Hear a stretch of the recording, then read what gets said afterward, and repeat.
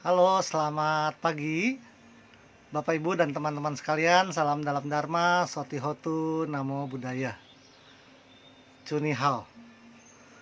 Bapak Ibu dan teman-teman sekalian, pada kesempatan yang baik ini, pada hari ini, saya Marga Singgi akan kembali melanjutkan beberapa penjelasan dari perbincangan kita beberapa waktu yang lalu. Hadirin sekalian, ada pertanyaan dari teman ya, yang menanyakan lebih rinci tentang persembahyangan kematian. Hadirin sekalian, Tridharma kan asal katanya Tri dan Dharma, Sam Kau atau San Chiao.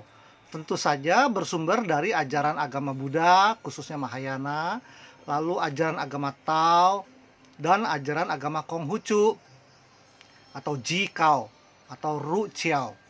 Nah, Tridharma ini sumber kitabnya masing-masing, sendiri-sendiri. Tapi begitu dipelajari, dipahami, dipraktekkan jadi satu. Jadi aplikasinya jadi satu. Sinkretis aplikasinya. Kok bisa? Ya bisa, karena tiga ajaran ini tidak saling bertentangan. Dan terbukti sudah lebih dari 1000 tahun. Ya, jadi bukan baru 100 tahun, 200 tahun. Tridharma ini sudah berjalan berdampingan, tempat ibadahnya ya di kelenteng atau di wihara Tridharma atau di Bio atau di Tepekong gitu ya. Nah, Bapak Ibu dan teman-teman sekalian, bagi umat Tridharma, kematian bukan akhir kehidupan. Kematian justru adalah awal kehidupan. Kenapa? Karena kita percaya yang namanya Cutsi atau tumimba lahir atau kelahiran kembali. Jadi kehidupan kita yang sekarang ini bukan yang pertama dan juga bukan yang terakhir. Kehidupan di dunia ini lahir mati, lahir mati, lahir mati, lahir. Kenapa kok lahir mati terus? Karena masih ada keinginan. Karena padamnya keinginan ini belum terrealisasi, ya. Makanya terus ada kelahiran lagi, kelahiran lagi. Maka dari itu, kita kalau menyambut kematian itu biasanya dengan baju warna putih. Kalau kita pergi ke rumah orang duka, pakai bajunya warna putih. Keluarga yang berduka juga pakai baju warna putih. Kemudian hordengnya putih. Kemudian tutup mejanya, tokwinya putih. Selalu demikian, bukan hitam. Kenapa? Karena seperti buku, ibaratnya kalau tulis buku, halamannya ditulis, habis halamannya, kemudian buka halaman baru, putih lagi. Tulis lagi, buka halaman baru, putih lagi. Dan makanya disambut dengan warna putih. Lilin warna putih. Ya, putih itu simbol dari tumimba lahir atau punar bawa, kelahiran kembali. Nah, maka dari itu di meja sembahyang juga biasanya ada samseng. Samseng itu simbol dari 3 daging, 3 alam kehidupan, alam atas, alam tengah, alam bawah. Alam bawah itu simbolnya ikan, alam tengah itu simbolnya babi, alam atas itu simbolnya burung, tapi karena burung susah tangkapnya jadi ayam. Nah, kalau alam tengah itu babi, itu biasanya ya seperti kita nih alam tengah manusia. Kalau alam atas itu dewa dewi, kongco, makco, sinbeng, para suci. Alam bawah itu makhluk-makhluk rendah. Ya, kita kalau meninggal ya bisa ketiga alam itu kira-kira klasifikasinya. Makanya pakai samseng. Kalau keluarga yang vegetarian, kalau almarhum atau almarhumahnya vegetarian, ya nggak usah pakai samseng juga nggak apa-apa. Itu kan hanya simbol saja, ya. Nah, kemudian juga di meja sembahyang itu kalau ada kematian itu buat almarhum, minimum ada 3 persembahan yang harus wajib dilakukan. 3 itu apa? Air putih, nasi putih, dan daun seledri yang direbus atau kuacai ya, atau selada, tapi sama akar-akarnya rebusnya. Nah, biasanya ini simbol dari apa? Air putih simbol dari sifat rendah hati. Kita jangan jangan sombong. Air selalu mengalir dari atas ke bawah. Nasi putih simbol dari kerukunan keluarga. Nasi itu disimpan, ditaruh dalam mangkok, satu mangkok besar, anak, menantu, cucu semuanya berkumpul dalam satu wadah. Ini orang tua sudah tidak ada, harus rukun, harus nempel satu sama lain, ya, simbol dari persatuan keluarga. Dan daun seledri sama akarnya, atau sawi atau kuacai sama akarnya yang direbus, itu simbol dari ingat dengan akar asal usul kita siapa, ingat dengan orang tua. Nah, kita berasal dari orang tua.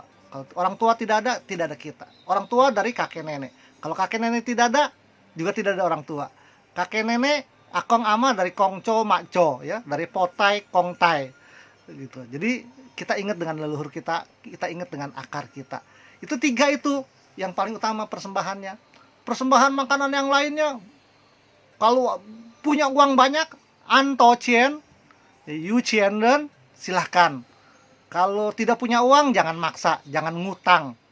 Ya, kalau memang apa adanya, ya udah beli nasi warteg aja. Atau beli nasi campur kacamata, taruh, selesai urusannya.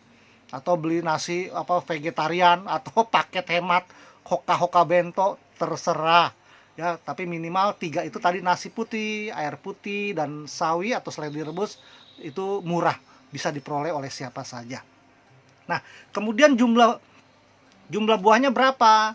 Ya, jumlah buahnya itu pantasnya ya 3 deh minimum, atau 5 boleh. 3 itu biasanya arti simbol dari Tian Tiren atau Tian Tejin. Kalau 5 itu mengandung unsur 5 unsur kehidupan. Ngoheng, ya. Ngoheng, 5 unsur kehidupan. Kim Bok Sui Hoto. Cari sendiri apa artinya, ya. Di Google banyak bisa diperoleh. Kemudian kalau lilin ya 2 kiri kanan warna putih, itu simbol yin yang, ya.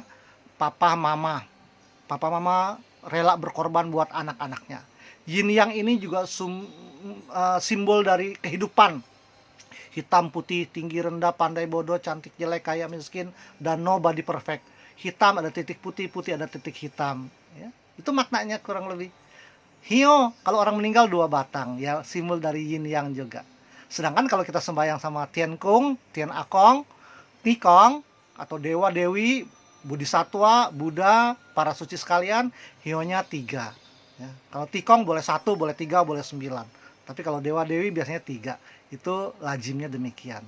Nah, Bapak Ibu dan teman-teman sekalian, bagi keluarga yang berduka, yang kemudian ini mau buat meja abu, silahkan. Meja abu bisa dibuat, ditaruh di rumah tua. Rumah tua itu maksudnya apa? Kalau mama yang meninggal, ya di rumah papa. Kalau papa yang meninggal, di rumah mama. Kalau papa mama sudah nggak ada, dan rumah tua juga sudah tidak ada, ya di rumah kokoh tertua. Kokoh nomor 1. Kokoh nomor 1 sudah meninggal, kokoh nomor 2. Pindah ke rumah kokoh nomor 2. Kokoh nomor 2 sudah beragama lain dan tidak mau megang hio. Tidak boleh pegang hio menurut agamanya. Karena kalau menurut agama tertentu, katanya kalau pegang hio itu sembahyang setan. Padahal itu kakek sendiri, nenek sendiri. Padahal itu papa mama sendiri tadi dibilang sembahyang setan. Ya udah, nggak apa-apa, itu urusan mereka. Tapi menurut kita, kalau dia nggak mau pegang meja abu, kokoh nomor 2, ya udah nomor 3.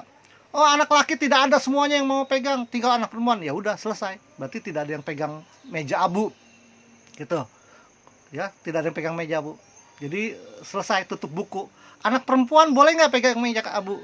Mestinya enggak. Kenapa? Karena anak perempuan kan kalau sudah menikah, sudah berkeluarga, itu masuk ke dalam keluarga suaminya. Kecuali pihak suami mengizinkan, nggak apa-apa sembahyang meja mertua di rumah suami. Ya, tapi biasanya itu tidak lazim. Ya, kalau sudah tidak ada anak laki-laki, anak perempuan, ya udah selesai. Keluarga perempuan ya mengurus meja abu mertua, biasanya begitu. Hadirin Bapak Ibu dan teman-teman sekalian, kalau tidak mau pasang meja abu gimana? Ya udah, nggak ada meja abu, selesai dikubur atau selesai dikremasi, ya selesai udah. Tapi tetap masih mau sembahyang. Oh, kalau masih mau sembahyang berarti buka meja setahun 3 kali. Buka meja. Jadi semua keluarga yang masih hidup berkumpul nanti di rumah kode, koko paling gede, take, ya, tuako. Silahkan. Kapan berkumpulnya? Setahun 3 kali. Sincha, cengbeng, dan cit gue. Ingat ya, sembahyang cit gue itu sebelum cap go. Kalau setelah cap go namanya bukan sembahyang cit gue. Sembahyang cioko, keng hopeng. Sembahyang rebutan, arwah terlantar. Tapi kan keluarga kita, papa mama kita, akong ama kita bukan terlantar. Jadi sebelum cap go, ya. Cit gue sebelum cap go. Tuh 3 kali. Harinya kapan? Apakah harus pas harinya, tanggalnya? Zaman dulu kalau sembahyang pas harinya, tanggalnya bagus. Tapi zaman sekarang susah. Kenapa?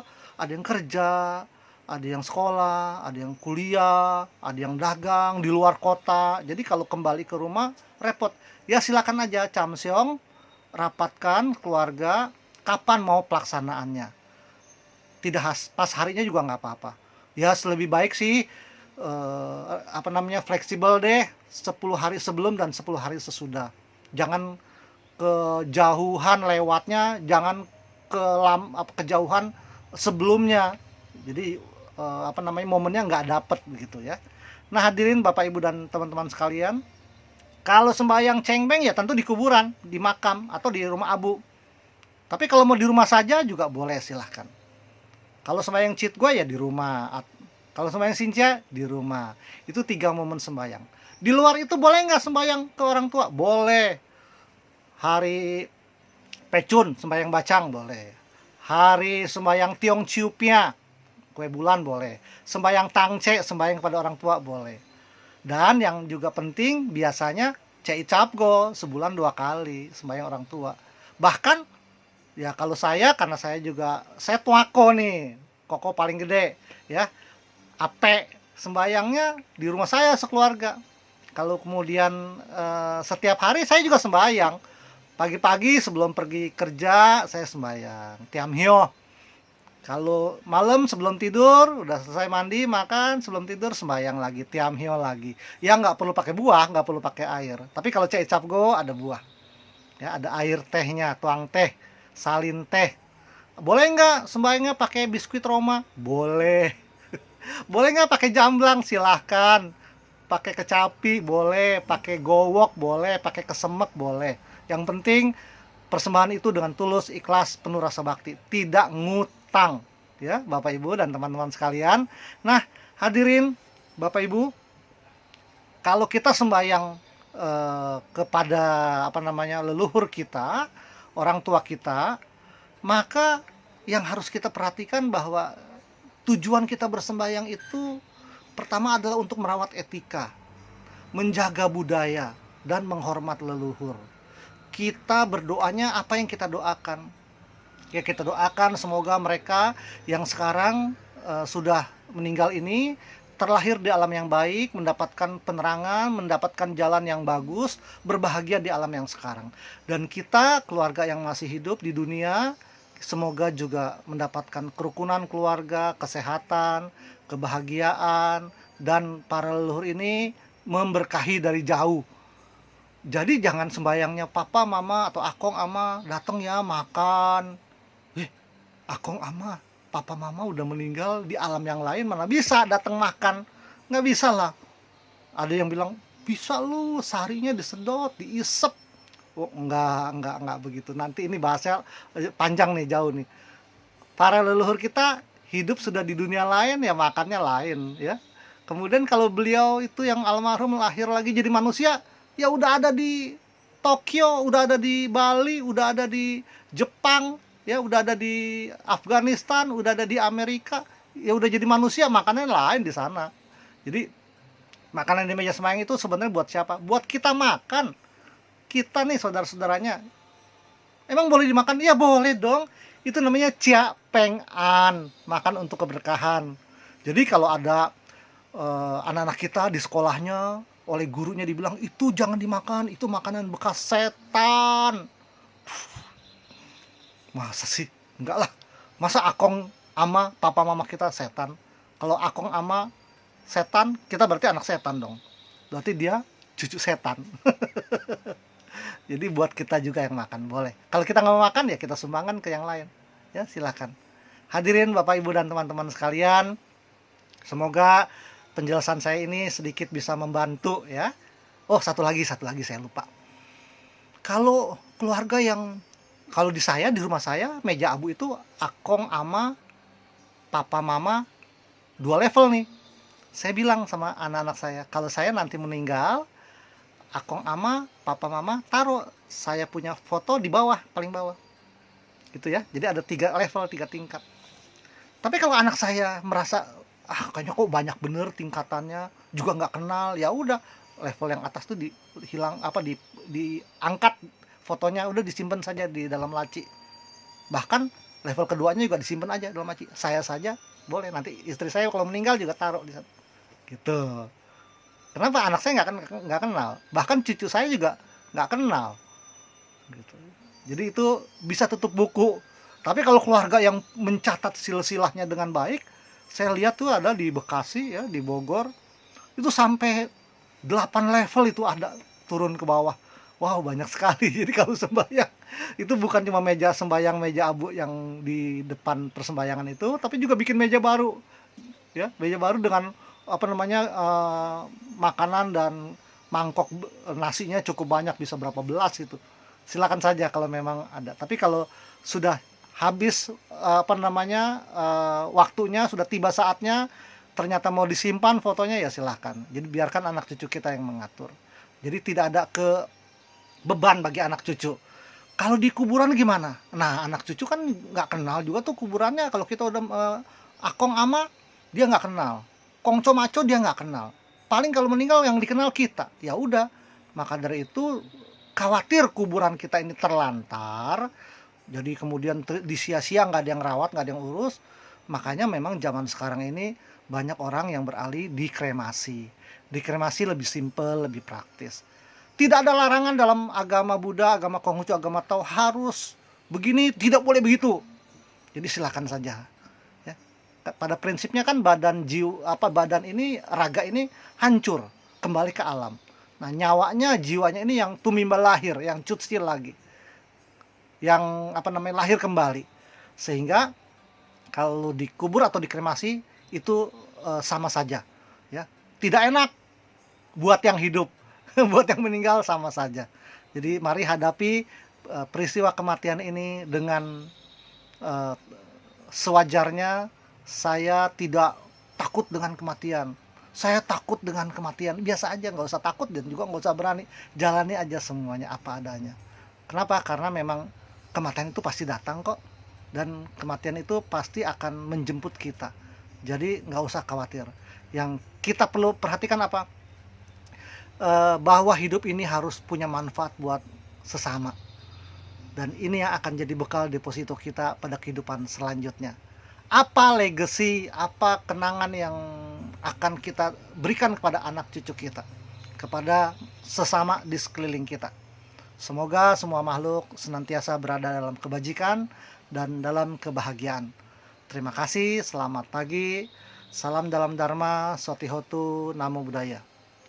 Cunihao. Sampai jumpa di tempat dan kesempatan yang lain.